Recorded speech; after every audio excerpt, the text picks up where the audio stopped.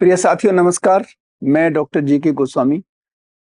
आज हम आपसे चर्चा करेंगे जो भारतीय संविधान 1950 के एक आर्टिकल 14 के बारे में।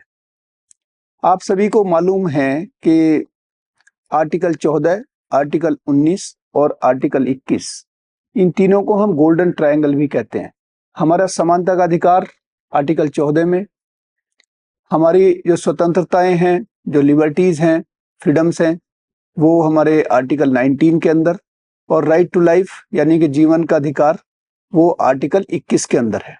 तो आज हम चर्चा करते हैं आर्टिकल 14 के बारे में।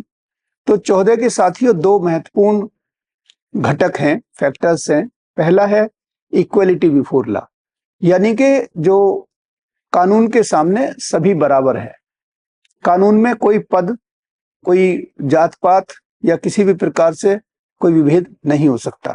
इससे किसी भी प्रकार का डिस्क्रिमिनेशन को दूर किया जाता है, और ये सोशल जो जस्टिस है, समाज में जो विद्रूपताएं हैं, विषमताएं हैं, उनको दूर करने का बहुत बड़ा हथियार है। तो पहला हुआ इक्वलिटी बिफोर लॉ, और दूसरा है इक्वल प्रोटेक्शन ऑफ लॉ। तो जो कानून है वो सबकी संरक्षा समान रूप से कर सकता है।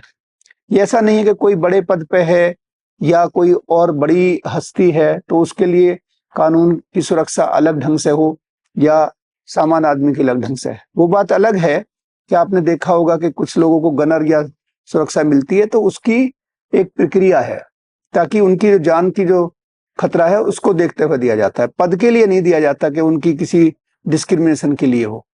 तो आर्टिकल 14 हमारा डिस्क्रिमिनेशन को दूर करता है, समाज में समरसता लाता है, बड़े छोटे के अंतर को दूर करता है, सोशल जस्टिस को स्थापित करता है। अगर हम जो सुप्रीम कोर्ट के द्वारा जो केस का निर्णित किए गए उनको देखें तो असंख्य केस ऐसे मिलेंगे, लेकिन मैं कुछ केस का उदाहरण दूंगा। पहला है Maneka Gandhi versus state union of India. ये 1978 का बहुत महत्वपूर्ण केस है जिसमें हमने ड्यू प्रोसेस ऑफ लॉ को लागू किया। इसी प्रकार से 1978 के ही अंदर एक केस आता है एयर इंडिया वर्सेज नारगेस मिर्जा। इसमें जो एयर होस्टेज थी उनके प्रमोशन में पहले बहुत डिस्क्रिमिनेशन था, एक उम्र के बाद उन्हें प्रमोशन नहीं दिया जाता, तो उसको उसने दूर किया। इसी तरीके से जो Vishakha versus union of India का केस है, बड़ा फेमस है, 1976 का केस। और अभी जो हाल ही में लगभग करीब 7 साल पहले 2018 में एक फेमस केस किया गया, नवतेज जौहर वर्सेज यूनियन ऑफ इंडिया, जिसमें LGBT को समान राइट दिए गए। इन्हीं शब्दों के साथ मैं आपसे विदा लेता हूं। नमस्कार, धन्यवाद, जय हिंद।